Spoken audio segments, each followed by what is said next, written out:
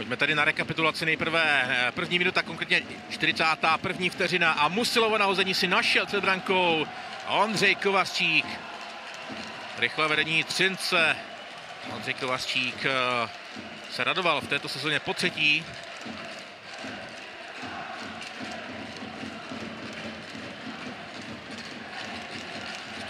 Do zápasu měli oceláři opravdu parádní a rezultovala z toho druhá trefa. Po přihrávce Flina se prosadil netradiční sváteční střelec Bohumil Young.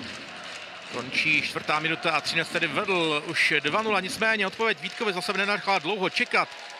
Kontaktní gól se prezentoval Anthony Nellis, čas 12:05 a Kanaďan se prosadil mezi betony. To je už vyrovnávací branka Martina Hanzla při přesilovce.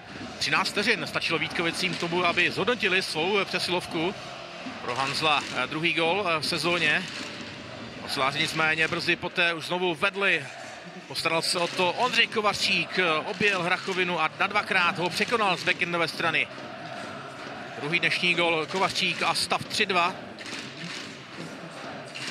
Je ztráta Jana Bambuly a dokonale to využil Daniel Kurovský, který ukradl kotouč a mezi betony Dominika Hrachoviny dal Třinci velkou naději na výhru, ale ta se rozplynula.